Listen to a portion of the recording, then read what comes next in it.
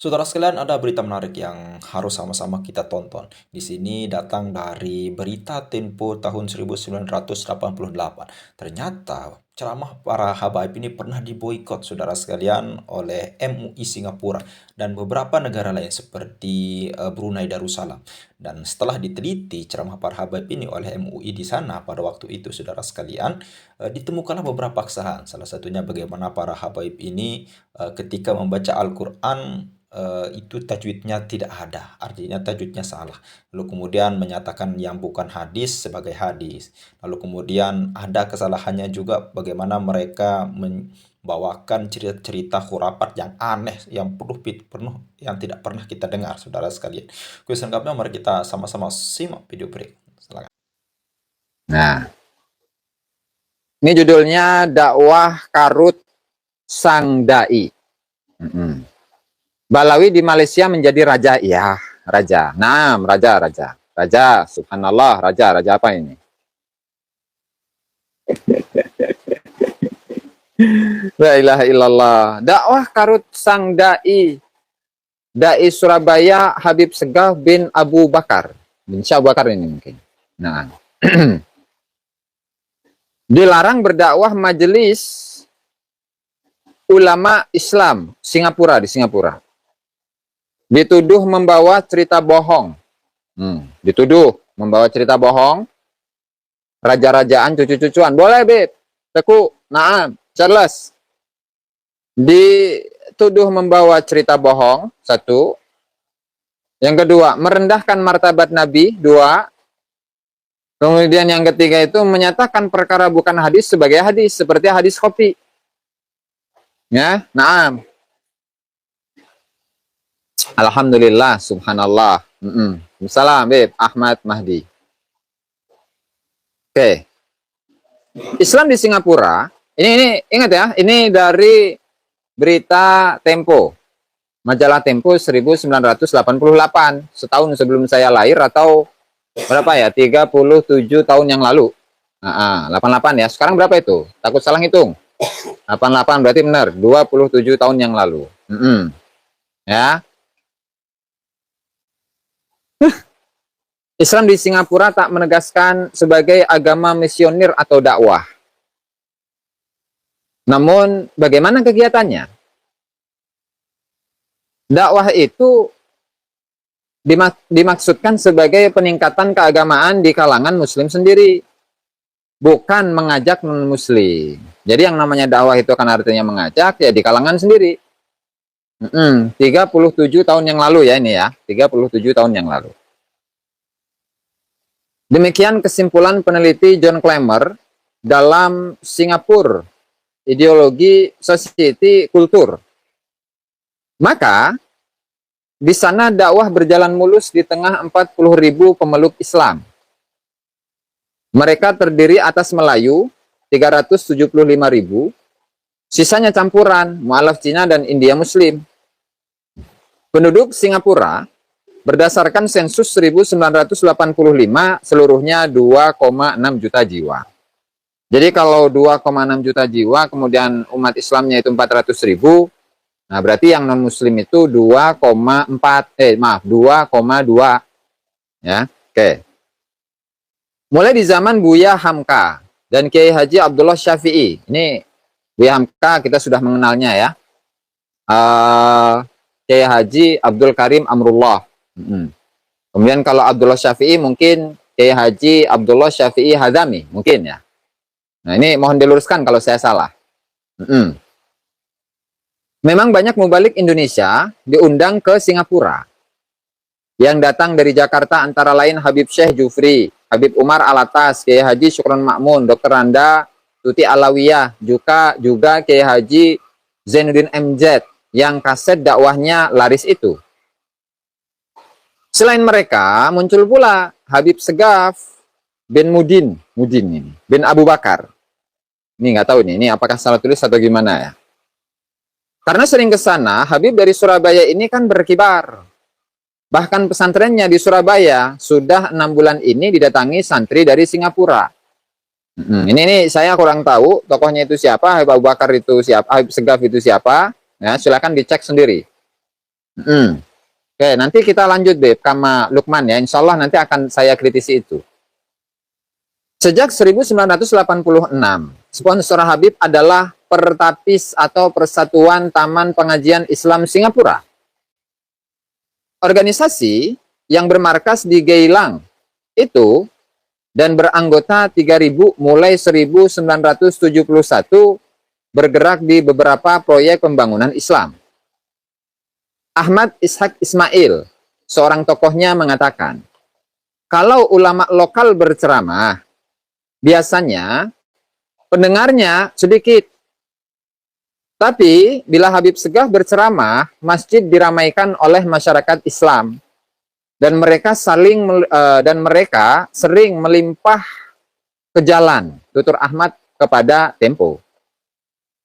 Bahkan Habib bahkan memuji pemerintah Singapura karena tak mengabaikan kepentingan umat Islam. Ya, jadi kalaulah yang ceramahnya itu Habib, jamaahnya membludak. Kalaulah yang ceramahnya itu adalah non Habib, jamaahnya nyusut. Begitu. Ya. Fenomenanya seperti itu dulu pada tahun 1900 berapa ini? 71 ya. Kalau ini berarti 88. Oke, kita lanjut. Ahmad Sattar yang Islam, pemerintah malah menunjuk Ahmad Sattar yang Islam sebagai Menteri Pembangunan Masyarakat. Ia tidak menyinggung atau mengecam ulama lain katanya. Tapi kedaian Segaf ini dipersoalkan oleh Majelis Agama Islam Singapura, Ugama Islam Singapura, atau disingkat dengan MUIS, yang model organisasinya mirip Majelis Ulama Indonesia itu. Jadi yang mengkritisi itu adalah majelis ulamanya, MUI lah kalau di kita itu. Nah, kalau di sana itu namanya dulu ya, tahun 1988 itu, ya, Majelis Ulama Islam Singapura itu mengkritisi, bahkan menyinggung, tidak menyinggung Islam Singapura, oke, nanti. Bahkan, sejak 7 April lalu, ia diramaikan di koran The Straits Times dan Berita Minggu. MUIS kemudian melarang Segaf berdakwah. Oh, berarti MUI-nya sendiri ya. Dari kalangan MUIS, Majelis Ugama Islam Singapura. Itu pada tahun 7, mulai dari semenjak 7 April 1988, itu melarang Habib Segaf berdakwah. Kenapa dilarang? Ya, kenapa dilarang? Kita lanjut saja. Putusan itu setelah 10 kaset ceramahnya diteliti. Menurut Ketua MUIS, Mufti Sayyid Isa Muhammad, yang putusannya juga disiarkan seperti iklan sebesar 1 halaman di BM, kesungsangan dakwah Habib ada 4 mencolok. Ada 4 kesalahan itu. Ada 4 kesalahan. 1, kesalahan tajwid membaca ayat-ayat Al-Quran. Tajwidnya salah. Dan itu dari dulu. Tajwidnya salah. Iyyaka na'budu wa iyyaka nasta'in. Ihdinas siratal mustaqim. Nah, begitulah kurang lebihnya ya. Tajwid salah. Ini dari dulu ya. 88 ini ingat. 1988. 1, tajwid salah. Kedua, menyatakan perkara yang bukan hadis sebagai hadis. Nah, yang bukan hadis sebagai hadis. Misalkan seperti hadis gahwah, hadis gahwah atau gafi. Naam, bismillahirrahmanirrahim. Yang bukan hadis sebagai hadis. Nah, 2. 3. Memperkecil kedudukan para nabi. Kedudukan para nabi-nabi Allah itu diperkecil. Jadi seolah-olah para nabi-nabi itu magamnya itu tidak ada apa-apanya begitu.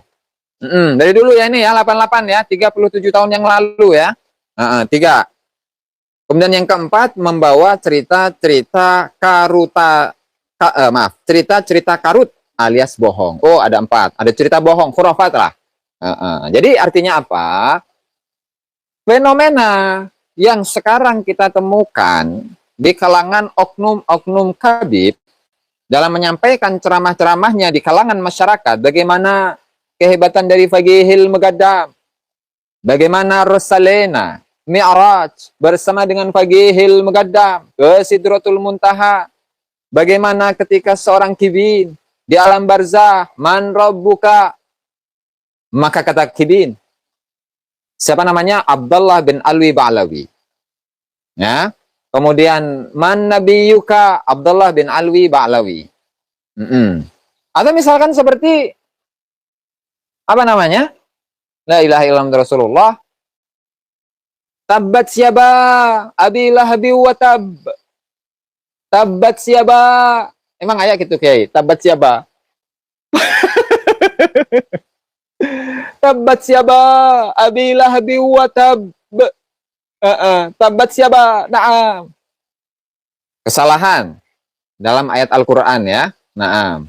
Atau ketika membaca kitab kuning itu dari kiri ke kanan. Fi zambih gimana fi zambih minal gimana fi zambih, aduh kebalik, gimana fi zambih minal mu'minina yakhruj gitu ya, fi zambih minal mu'minina yakhruj, sayyibat darak sana. Itu ada dari dulu, semenjak tahun 88 dan mungkin sebelumnya itu pun sama. Fi zambih minal mu'minina yakhruj gitu ya, fi zambih minal mu'minina yakhruj. Yakhrujul mu'minuna gimana itu? Dan seterusnya lah. Yang lanjut lagi. Fi zambih minal mu'minina yakhruj. Ya'ni. Begitu. Lanjut. Ada 4 tadi. Kemudian berikutnya. Karena kasus Segaf, sekarang ada ketentuan baru. Ala kulli hal. Karena kasus Segaf, sekarang ada ketentuan baru. Sebelum naik mimbar, para dai harus mengantungi izin atau tauliyah dari MUIS. Itu tentu membuat pengurus Pertapis risau. Maklum, selama ini mereka mensponsori Habib menyeberang ke Singapura. Maka pada 30 April 1988 pengurus Pertapis berdialog dengan MUIS. Nah, jadi ada apa istilahnya? Tawar menawar lah ya. Tawar menawar biasa, tawar menawar ya, biasa. Ini kenapa panas ini? Kenapa panas? Jangan panas. Ini biasa. Biasa ya, biasa. Lanjut. Pertemuan itu juga dihadiri Segaf. Tak diundang dari Surabaya. Oh, yang Habibnya nggak diundang nih. Hari itu hadir pula 2 petugas KBRI di Singapura. Ketua Pertapis Abdul Latif menyesalkan BM. BM itu apa ya? Saya kurang tahu itu. Yang menyiarkan keputusan MUIS. Badan apa itulah. Katanya, gara-gara berita itu, kini Segaf tidak boleh berdakwah di Brunei Darussalam dan di Malaka. Jadi efek dari ketentuan atau surat keputusan yang dikeluarkan oleh MUIS, Majelis Ugama Islam Singapura, maka yang di Malaka itu pun memblokir Habib Segaf. Yang di Brunei itu pun juga memblokir Habib Segaf. Begitu, ya. Nah, kemudian berikutnya, saya ulangi ya. Katanya gara-gara berita itu, kini Segaf tidak boleh berdakwah di Brunei Darussalam dan di Malaka. Sementara umat Islam berpuasa, mengapa terjadi umpat-mengumpat ini? Tanya Latif. Di antara kesalahan itu, apa saja? Segaf mengaku pada tempo, ia pernah khilaf. Gara-gara sering memakai kata seandainya ketika mengutip Quran, ia juga suka mengutip ayat kitab suci itu sepotong-sepotong. Jadi misalkan ketika ayat Al-Quran ya, innama yuridullahu liyudhiba ankum ritsa ahlal baiti wa yutahhirakum tadhira. Nah itu cuma begini, dikutipnya begini. Ahlal baiti wa yutahhirakum tadhira, cuma setengah doang. Cuma setengah doang. Atau misalkan ketika mengulas, Qul la as'alukum alaihi ajra illal mawaddata fil qurba. Nah, itu pun setengah doang. Illal mawaddata fil qurba, sehingga kalian para hadirin, para jamaah, masyarakat semuanya, ya, kalian harus memuliakan kami para habaib. Karena kami adalah dzurriyyah Rasulullah sallallahu alaihi wasallam, dan magam kami di sisi Rasulullah sallallahu alaihi wasallam sangat tinggi, dan barang siapa yang menyakiti kami, maka pada hakikatnya dia itu telah menyakiti Rasulullah sallallahu alaihi wasallam. Begitu. Nah, bisa jadi ya, karena di sini nggak diulas. Saya kasih ngasih contoh saja ini. Saya syarahi begitu ya. Saya syarahi. Kemudian berikutnya. Aduh, dalam dakwahnya bahkan disebutnya Nabi Sulaiman anak tanpa ibu. Emang ada hanya Nabi siapa, Nabi Isa saja yang anak tanpa ibu. Kebalik ya. Anak tanpa ibu. Anak tanpa ibu itu ya Nabi siapa namanya? Ya Sayyidah ini, Sayyidah Hawa itu anak tanpa ibu, ya kan? Kalau dalam riwayat-riwayat yang beredar yang kita pahami begitu kan. Terus, jadi Habib ini ya, Habib Segaf ini dalam dakwahnya disebutkan bahwasanya Nabi Sulaiman itu anak tanpa ibu, dalam tanda kutip. Sang ayah Nabi Daud katanya merampas istri panglimanya. Ini Israiliyat itu ya. Itu saya rujuk dari kitab kuning, Qisasul Anbiya dan Badai Uz-Zuhur katanya. Itu bisa dicek nanti ya. Cerita itu ia ambil untuk menggambarkan Tuhan memaafkan Daud. Haji Muhammad Saleh, 41 tahun, sering juga mendengar Segaf. Habib menyatakan sholat subuh tanpa kunut itu tidak sah. Yang nggak ada yang ngomong begitu, bos. Jadi Habib ini menyatakan, kalaulah umat Islam itu melaksanakan sholat subuh, ya, umat Islam itu melaksanakan sholat subuh, kemudian ketika sholat subuhnya itu tidak menggunakan gunut, Ratu Bagus, maka sholatnya itu tidak sah. Ini ajaran siapa? Ajaran mana yang menyatakan bahwa ketika seseorang itu melaksanakan sholat subuh tanpa doa kunut, maka sholatnya tidak sah? Ini ajaran siapa? Lawang doa kunut itu hanya sekedar sunnah, sunnah abaat kalau dalam mazhab Syafi'i ya. Bahkan di mazhab-mazhab yang lainnya itu pun juga tidak mewajibkan sholat, doa kunut. Ini kok tidak sah? Ini ajaran dari mana ini? Ajaran dari mana? Begitu loh. Ini jangan-jangan Habibnya pun nggak mengerti soal fikih. Gitu ya. Ini khawatirnya seperti itu. Sunnah rasa wajib, nah etalah. Jadi hal-hal yang sifatnya hanya sekedar furu'iyah, apalagi kesunahan yang di antara para ulama itu masih ada pro dan kontra. Kenapa dipermasalahkan? Dan kenapa sholatnya itu sampai dianggap dihukumi sebagai sholat yang batal? Ini kan permasalahan ini, persoalan. Jadi benar tadi pernyataan dari Muiz saat itu ya, 1988, bahwa dai yang diperkenankan untuk berdakwah, nah itu harus diseleksi terlebih dahulu. Dari sisi pemahamannya bagaimana, dari sisi ajarannya bagaimana, dari sisi pengetahuannya tentang agama Islam itu bagaimana, ya kan? Harus diverifikasi terlebih dahulu supaya jangan terulang lagi seperti ini. Nah, makanya cocok. Beberapa tahun lalu yang ada program bahwasanya para dai-dai yang berdakwah ke masyarakat itu harus mendapatkan istilahnya? Ijazah, bukan ijazah, izin atau sertifikat dari MUI. Nah, itu benar cocok itu. Supaya tidak terjadi seperti tahun-tahun yang lalu.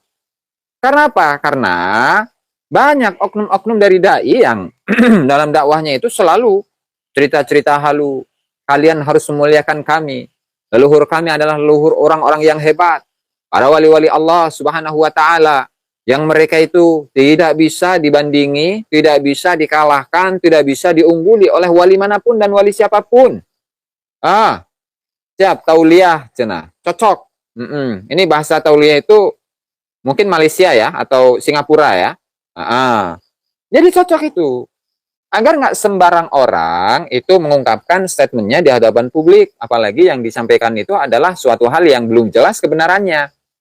Begitu. Ya, mungkin ada yang sholat juga, Habib Rajot. Begitu. Ya. Kemudian dalam misalkan ya, saya ingat dari apa yang disampaikan oleh Bahar Smith yang kemudian diklarifikasi oleh dirinya itu, oleh dia, Bahar Smith. Ketika seseorang itu menikah dengan perempuan, seorang perempuan, ya, di mana ketika dia itu belum duhul, belum berhubungan seksual dengan istrinya, dengan si anak ini, si perempuan ini, kemudian ketika melihat ibunya itu lebih cantik misalkan, ya, itu boleh untuk dinikahi, ya. Nah, ini seperti inilah. Jadi boleh menikahi ibu mertua ketika anaknya itu belum diduhul oleh laki-laki tersebut. Ya, ini ajaran apa ini? Ajaran apa?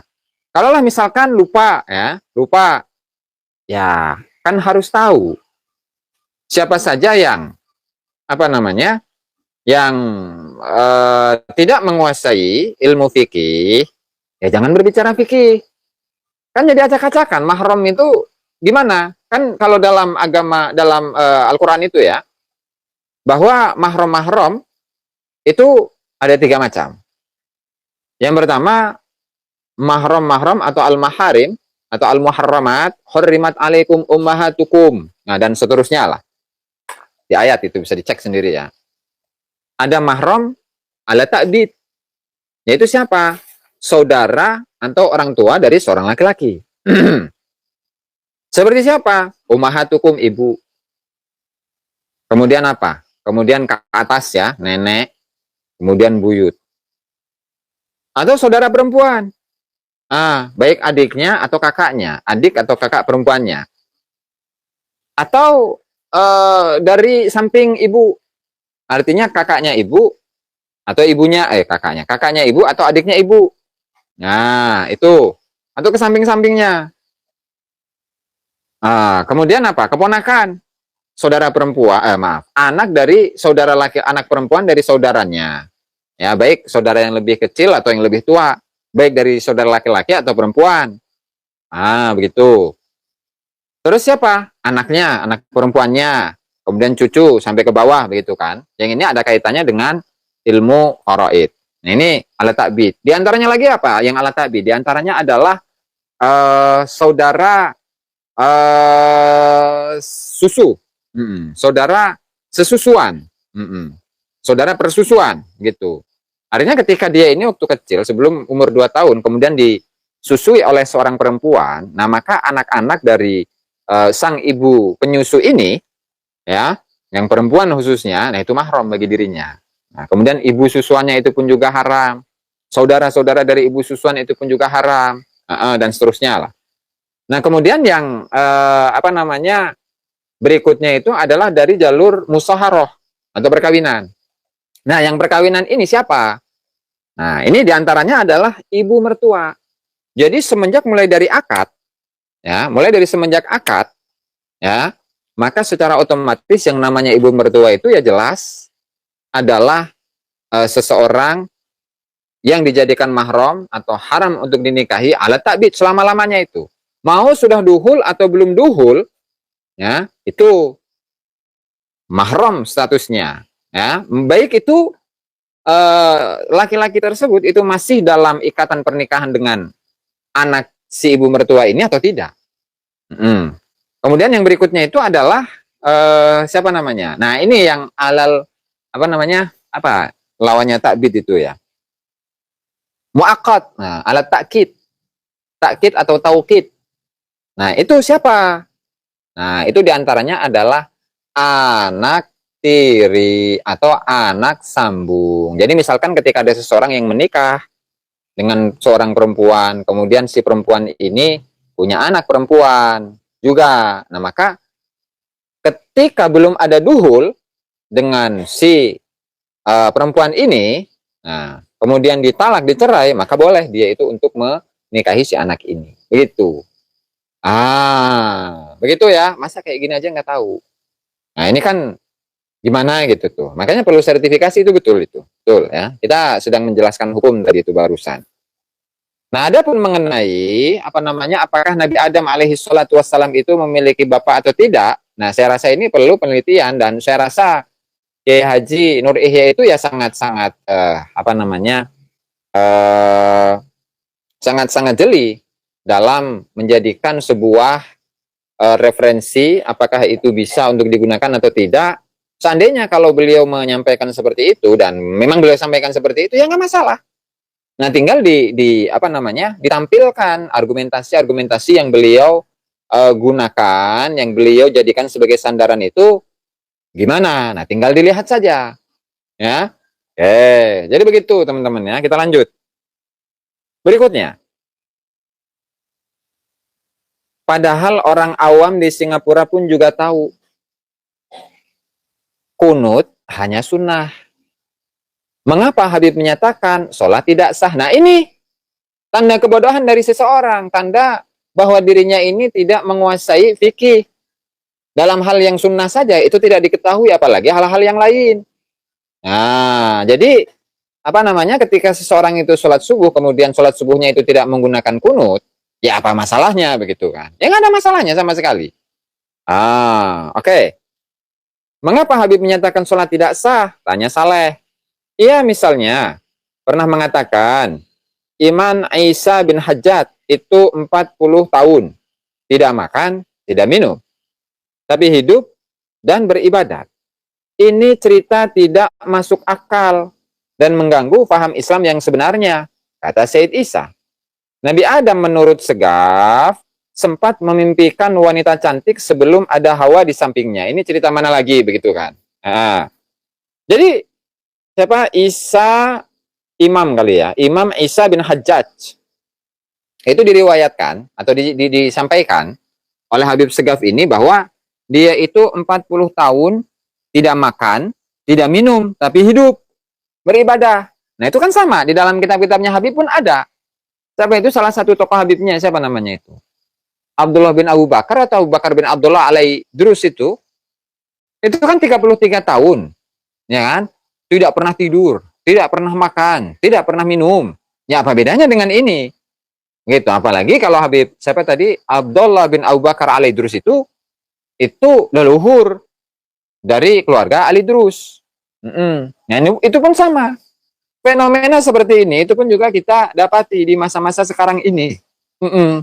Jadi jangan aneh, karena memang itu ada semenjak zaman dulu.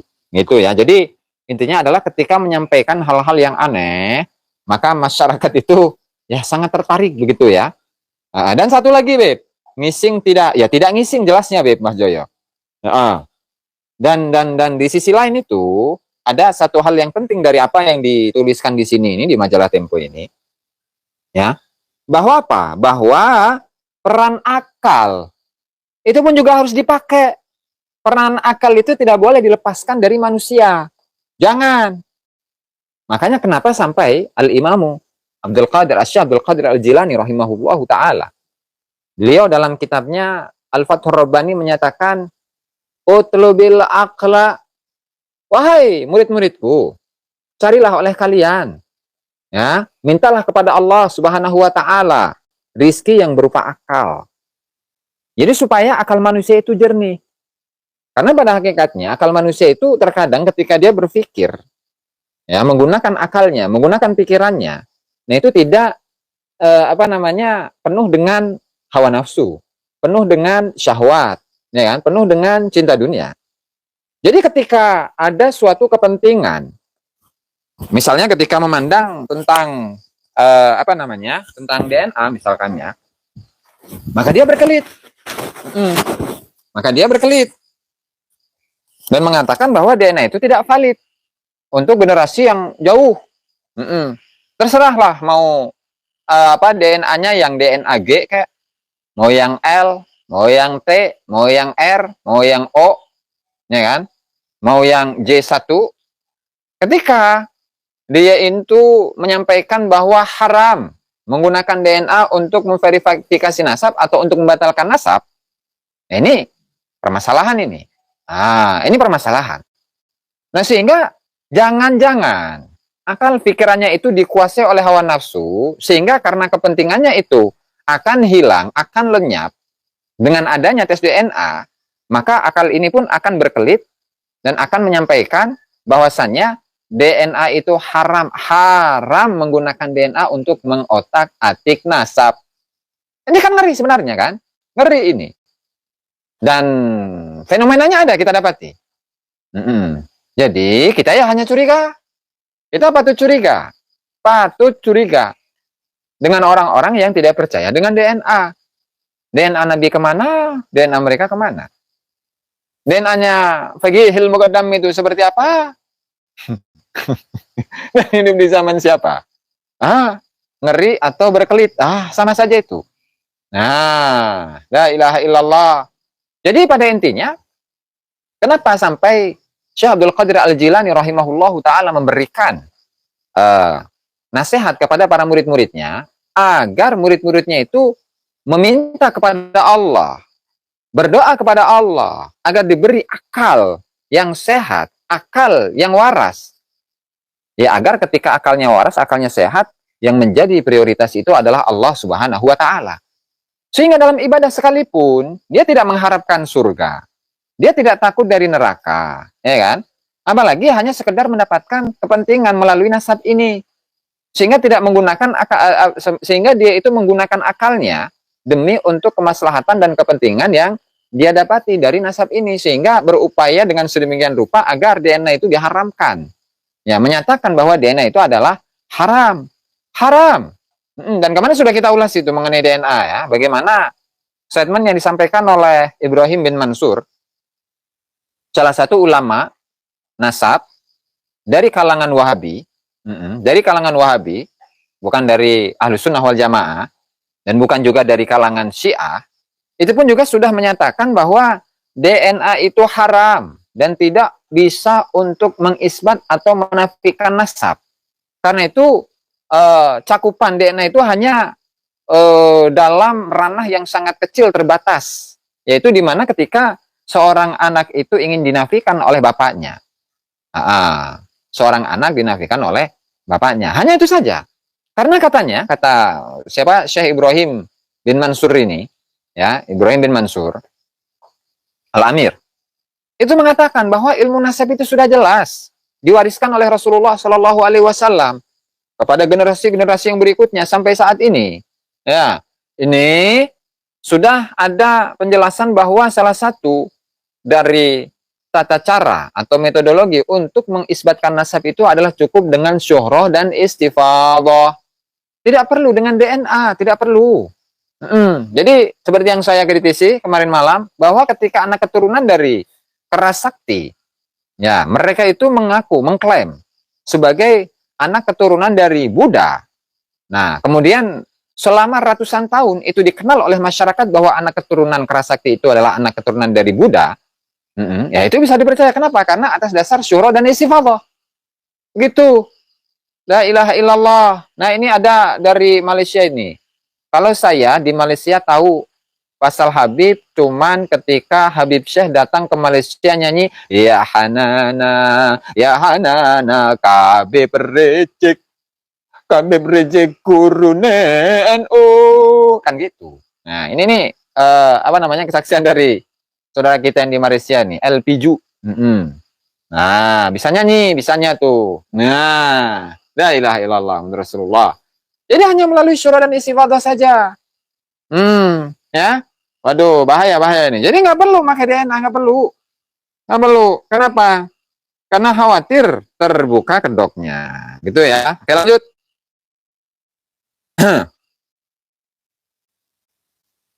Jadi diantaranya lagi adalah Nabi Adam, misalkan yang disampaikan oleh Habib Segaf ini. Sempat memimpikan wanita cantik sebelum ada Hawa di sampingnya. Wah, ya baik, ya ampun ya. Oke lah, ini perlu data saja ini sebenarnya. Oke. Berikutnya, dan mengapa Nabi Muhammad Shallallahu Alaihi Wasallam 25 tahun menikahi Khadijah yang umurnya 40 tahun? Masih menurut Segaf, kalau menikahi gadis 16 tahun, maka Nabi yang ganteng ini akan sibuk di dalam rumah. Astagfirullahaladzim. Aduh, karena itu Nabi bisa bilang pada istrinya, itu mau beraudensi dengan Allah di Gua Hira. Nah, itu memalsukan sejarah dan merendahkan martabat Nabi. Padahal waktu itu Nabi Muhammad belum tahu tentang kenabiannya kecuali setelah datangnya Al-Quran. Kata mufti Singapura itu. Nah, jadi diantaranya begini pemahamannya yang dimiliki oleh Habib Segaf itu. Kenapa sih Nabi Muhammad itu yang saat itu berumur 25 tahun? Meskipun ya masih ada pro kontra di antara para ulama dalam menentukan umur Nabi Muhammad SAW saat menikah dan umur Sayyidah Khadijah yang dikatakan 40 tahun. Karena dalam riwayat yang lain, bahwa saat Sayyidah Khadijah itu dinikahi oleh Nabi Muhammad, itu umurnya yang nggak beda jauh dengan Nabi Muhammad. Ya, bedalah setahun 2 tahun begitu. Nggak lebih. Bahkan sampai perbedaan misalkan Nabi Muhammad 25, kemudian Sayyidah Khadijah itu umurnya 40 tahun, itu pun juga masih jadi pro kontra begitu. Ya Bib, Karsono, naam, ngopi, bismillah. Sehingga ketika memberikan alasan, oh ya, majelis Rasulullah nama salah satunya. Naam. Ketika Rasulullah dikatakan, kalaulah apa sih hikmah dibalik kenapa Rasulullah itu yang berumur 25 tahun dan Sayyidah Khadijah itu berumur 40 tahun. Katanya biar Nabi itu biar Nabi itu selalu berada di rumah. Karena kalau kembali, gimana tadi? Nabi yang ganteng itu akan sibuk di dalam rumah. Jadi kalau istrinya itu umur 16 tahun, ya, dan bukan atau tidak berumur 40 tahun, nanti pada akhirnya Nabi Muhammad itu akan selalu berada di rumah karena untuk menikmati ya atau untuk berdua-duaan terus bersama dengan istrinya yang masih perawan itu dan istrinya yang masih muda itu. Sehingga beliau akan lupa dengan tugasnya. Misalnya Nabi Muhammad itu diperintahkan untuk berdiam ya tahannas di Gua Hira. Ini alasan-alasan apa begitu tuh?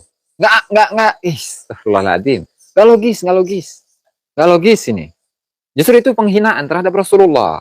Sementara Nabi Muhammad itu ketika diangkat oleh Allah Subhanahu wa taala menjadi seorang nabi itu pada umur 40 tahun, yaitu 15 tahun pasca pernikahan Rasulullah Shallallahu alaihi wasallam dengan Sayyidah Khadijah. Dan sebelumnya pun juga nggak tahu bahwa Nabi Muhammad itu akan diangkat sebagai nabi. Nah, sehingga ketika awal-awalnya itu Nabi Muhammad bagaimana?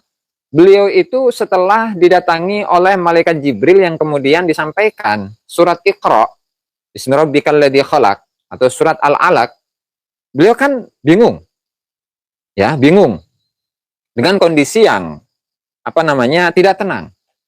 Sehingga Sayyidah Khadijah itu memberikan motivasi terus-menerus dan akhirnya dipertemukanlah Nabi Muhammad ini dengan Waraqah bin Naufal itu, pamannya Sayyidah Khadijah. Dan setelah itu Nabi Muhammad ya atau Sayyidah Khadijah menanyakan, apakah ada dalam kitab yang engkau baca bahwa ada nabi yang akan diturunkan oleh Allah Subhanahu wa taala di akhir zaman? Oh ya, memang benar. Coba apa yang kau dapatkan? Nah, dibacakanlah itu kemudian Iqra bismi rabbikal ladzi khalaq, khalaqal insana min 'alaq, Iqra wa rabbukal akram alladzi 'allama bil qalam, dan seterusnya. Ya, itu berarti benar bahwa engkau itu adalah nabi yang dijanjikan di dalam kitab-kitab yang saya baca. Dan seandainya ketika saya ini masih muda, kata Waraqah bin Naufal, sungguh saya akan membela kepada kamu wahai Muhammad mati-matian. Cuman karena saya sudah tua, sudah sepuh, umur sudah senja, dan barangkali saya sebentar lagi akan meninggal. Sehingga ya, ketika engkau itu mendakwahkan agama ini yang Allah Ta'ala turunkan kepadamu, maka untuk di kalangan orang-orang Quraisy di kota Mekah, pasti mereka akan memusuhimu. Ya kan? Tapi tenang, bahwa Allah Ta'ala akan selalu melindungimu dari gangguan-gangguan dari kalangan orang-orang kafir Quraisy. Begitu. Nah, jadi nggak ada. Kenapa Nabi Muhammad itu memperistrikan Sayyidah Khadijah yang umurnya saat itu 40 tahun? Ya karena kalau istrinya umur 16 tahun, maka Nabi Muhammad itu akan asik dengan istrinya. Ya nggak seperti itu, bos. Itu namanya penghinaan kepada Nabi Muhammad. Mana sih? Jadi begitu, ini fenomena yang terjadi pada 1988 ya, perlu diingat ini. Nah, kita lanjut. Ya, Nabi Muhammad belum tahu tentang kenabiannya kecuali setelah datangnya Quran, kata mufti Singapura itu. Nah, kemudian berikutnya. cerita Israiliyat yang bersumber dari orang Yahudi dipungut pula oleh segah. Misalkan Nabi Nuh, Nabi kedua yang masa kerasulannya diundurkan hingga 480 tahun. Ada lagi nih kayak gini. Padahal Nabi Nuh adalah Nabi yang ketiga. Saya sering membawakan Israiliyat katanya untuk memikat pendengarnya. Jadi kenapa? Jadi sudah kita ketahui ya alasan. Kenapa cerita-cerita, kisah-kisah tentang glorifikasi leluhur-leluhur dari Habib. Bagi Muqaddam itu seperti ini. Abdurrahman As-Saqaf itu seperti itu. Bagi Muqaddam yang Mi'raj dalam satu malamnya itu 70 kali. Habib Abdurrahman As-Saqaf yang dia itu jalan-jalan di surga, kemudian kakinya ini, di telapak kakinya itu ada kuning-kuning yang aromanya wangi, semerbak. Kemudian ditanyakan oleh anaknya Umar Al-Muhzar, "Ya abati, mas sufrah allati ala rijlaik?" Apa, Beb? Bambu runcing. Kuning-kuning yang ada di kakimu. Oh, ini adalah bekas dari rumput surga. Kemudian apa namanya? Bagaimana kisah mimpi dari salah seorang penduduk Tarim ketika dia itu ditemui oleh siapa namanya? Sayyidah Fatimah Zahra, yang dia mengatakan, Sayyidah Fatimah Zahra mengatakan, ada sebuah pesan yang saya ingin sampaikan kepada seluruh penduduk Tarim, bahwa sesungguhnya innali wadi'atan, sesungguhnya saya ini memiliki satu titipan. Man ardaha ardana, barang siapa yang membuat mereka senang, maka hakikatnya membuat saya senang. Kemudian waman abghadahum abghadani, dan barang siapa yang membuat mereka marah, maka pada hakikatnya dia ini membuat kami marah, membuat Sayyidah Fatimah marah. Nah, itu untuk apa?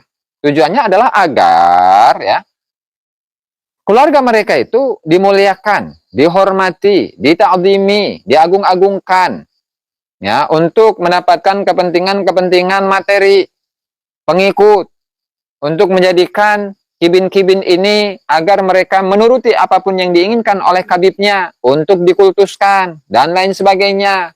Nah, jadi memang ada untuk menarik apa? Untuk menarik pandangan, untuk menarik perhatian dari para jamaah-jamaah yang sedang diceramahi. Begitu. La ilaha illallah. Nah, padahal, jadi Nabi Nuh dianggap masa kerasulannya itu diundur oleh Allah Subhanahu wa taala sampai 480 tahun. Kok ada ya? Ampun. Lanjut. Padahal Nuh adalah nabi ketiga. Nabi Nuh itu nabi urutan ketiga ya. Saya sering membawakan cerita Israiliyat katanya untuk memikat pendengarnya. Dialog hari itu antara Pertapis dan Muiz agak seru, tapi ada hasilnya. Saya sudah mereka tegur, atau saya sudah menegur mereka, begitu ya kalau susunan sekarang, dan tak dilarang berceramah, ujarnya. Menurut dia yang dipersoalkan itu bukan prinsip tapi sepele. Sepele? Apa iya sepele itu? Dia mengatakan bahwa sholat subuh itu ketika tidak ada doa kunut maka nggak sah sholatnya. Apakah itu sepele? Ya nggak sepele lah, itu namanya penyesatan. Kemudian ketika Nabi Muhammad itu, alasan kenapa Nabi Muhammad menikahi Sayyidah Khadijah yang saat itu umurnya dalam 40 tahun, itu agar Rasulullah itu ya tidak anteng di rumah. Tidak anteng di rumah, tidak asik-asik di rumah, sehingga tidak mau keluar rumah. Apakah seperti itu? Dan itu dianggap sebagai permasalahan yang biasa. Aduh, la ilaha illallah, subhanallah. Nah, sepele. Apa bekas juru kampanye Golkar di Kalimantan dalam 2 kali pemilu lalu, ia lupa bahwa baru boleh berdakwah lagi di Singapura, asal dia memenuhi beberapa ketentuan. Misalnya argumentasi dan sumber rujukan dakwahnya itu akurat. Dan secara tertulis dia mesti menerangkan hujah dan dalil ceramahnya. Nah itu ya. Nah, itu selesai sudah. ZMP Ikram, H At-Tamimi, kemudian Ahmad, Ahmadi, Toha, dan seterusnya. Jadi itu teman-teman ya. Jadi kesimpulannya adalah bahwa Habib Segaf ini pada tahun 1988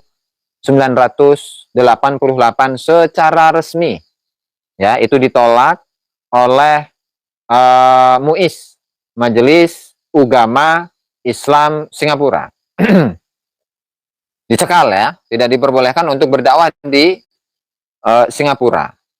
Dan itu berimbas kepada Malaysia dan juga Brunei karena ada 4 sebab di situ. Ya, yang pertama itu adalah tadi saya jadi lupa itu. Yang pertama, sebentar saya ini lagi.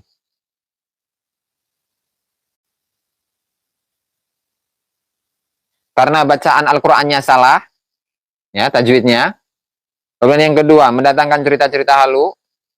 Kemudian yang ketiga, itu merendahkan, ya, merendahkan martabat dari para nabi-nabi terdahulu. Kemudian yang keempat itu adalah ajaran-ajaran khurafat. Nah, jadi 4 hal ini yang kemudian menjadikan Habib, siapa ini, Segaf ini, bin Syekh Abu Bakar bin Salim, dari Surabaya. Beliau siapa, saya pun nggak tahu, dan nggak mau tahu juga. Sehingga ya, beliau dicekal di Singapura yang kemudian berimbas di Brunei dan juga di Malaysia. Yang pada intinya adalah ternyata kesimpulannya ya, bahwa dari tahun-tahun tersebut itu sudah ada fenomena-fenomena yang terjadi pada zaman sekarang. Mengenai cerita-cerita halu, kemudian bacaan Qur'annya itu acak-acakan, yang bukan hadis dianggap hadis, kemudian penghinaan terhadap Nabi, kemudian cerita-cerita khurafat dan seterusnya. Nah, itu sudah ada dari zaman dulu, ya, sesuai dengan apa yang dituliskan dalam majalah Tempo edisi tahun 1988 ya, 14 Mei 1988. Nah, jadi teman-teman jangan sampai ini tertipu dengan judul saya ya. Kan judul saya itu saya tuliskan di thumbnailnya. Di thumbnailnya itu saya sebutkan Singapura, Malaysia dan Brunei Darussalam itu tolak Habib. Maksud tolak Habib itu adalah tolak ceramahnya Habib pada tahun 1988, dan informasi ini bisa dikonfirmasi dari majalah Tempo.